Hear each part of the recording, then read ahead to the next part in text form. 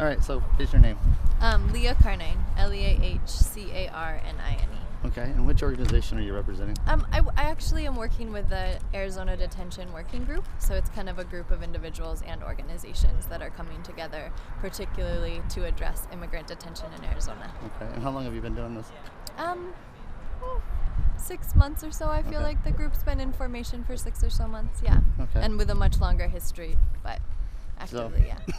If I didn't know anything about this topic, why are you guys out here, and how would you explain what this is about? Okay, so we're out here for a few reasons. We're out here specifically at Pinal County Jail, which is in the town of Florence, which has many prisons, private prisons, and immigrant detention centers. And partly why we're here is to raise attention, to raise awareness around immigrant detention. There's many of us who have issues and problems with prisons and immigrant detention at large, and we're here to kind of focus in and see what is one way that we can get at kind of attack the monster that is immigrant detention. And so by that, for example, here at Pinal County Jail, there's a contract with ICE, Immigration and Customs Enforcement, with this county jail to house 625 immigrants in this facility.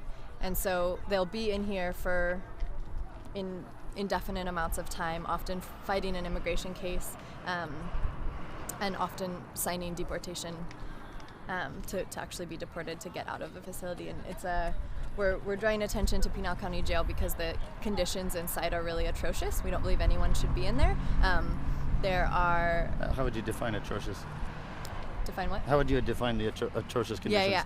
So for just a few examples of the dehumanization and mistreatment that happens inside, there's really poor and often rotten and unacceptable food. There is no outdoor recreation area, so there's one recreation area that has a window, and detainees will actually, and inmates will actually take turns trying to get sun on their skin because there's no access to sunlight, and sometimes people are in there. Detainees are often in there for indefinite amounts of time, so it could be years where people don't get to see the sun. And another thing with Pinal County Jail is there's no contact visits, so you actually see your family and your loved ones through a screen and on a phone. So there's like many levels of kind of dehumanization, including constant and for no reason people are locked down. Like when we have vigils, they'll often lock down the facility and put people in their cells and lock it. So how would you say this facility compares to other immigration holding facilities? I mean, we don't believe that anyone should be in detention. The conditions vary from facility to facility. We're using this example to kind of and targeting Pinal County Jail because the conditions are worse here than they are in many facilities. But they're not great anywhere, and people shouldn't be in there. So, but they're particularly bad in Pinal County. So, if there were, say, 2 or 3 things at PCJ that you'd like to see improved, what would they be? I know there's a lot of stuff that you'd like to do, but what are the worst ones you think of? Oh my gosh, what could be improved?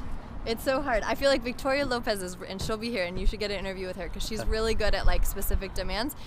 Mine, I don't think people should be in there, so I'm not as good with the smaller things. I mean, I think like just the few examples I listed, like having no access to outside and having no contact visits, and like medical neglect that happens and not allowing people their medications, things like that, or like there's a long list of clear things that could be improved, but I'm not the best person to speak to it. So let's say, hypothetically, and we know the sheriff's elections are coming up next year, in 2012.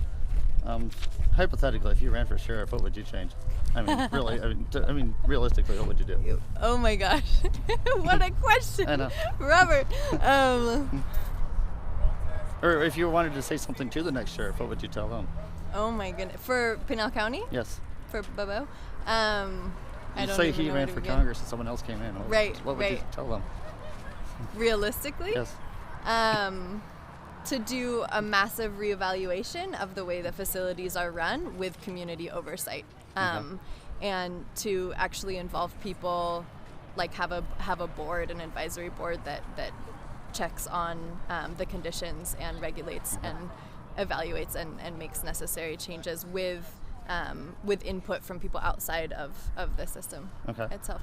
Are there people in general, and do you have in mind that would be someone that you could talk to to be on that type of board? I mean, I think that Victoria Lopez with the ACLU just recently released a 34-page report on Pinal County Jail that with interviews of I think over 100 people who've been detained or are currently being detained about the conditions, and so she has more of like a laid out kind of program for how one might go about doing that. Okay. And I also think it would be worth looking into what steps would be necessary to put pressure on ICE to actually terminate the contract, because that's what we're asking for, is for the contract between Immigration Customs Enforcement and Pinal County Jail to be terminated. Is that because of the certain conditions?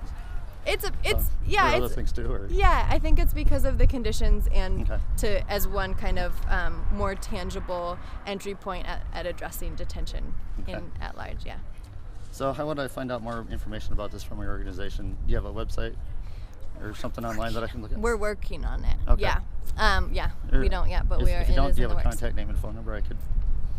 Yeah, I think that actually the Puente PO box that I Okay. don't have on me, but We can look it up. we have it here was a good place. We're doing our organizing meetings out of the Puente office.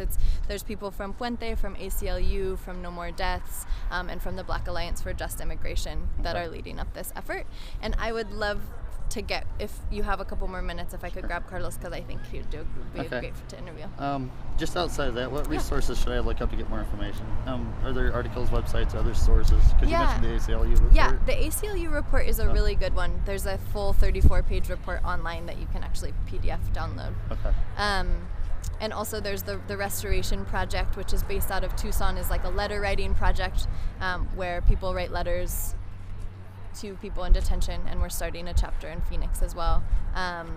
And yeah, any of the organizations I listed, I think No Okay. More Deaths, Puente, Right. and the Restoration Project, Black Alliance for Just Immigration, I think all of those are good resources about immigration in general and specifically about detention stuff. All right. Well, thank you. Cool. Appreciate it. Yeah, thank Thanks. you. Yep. Okay.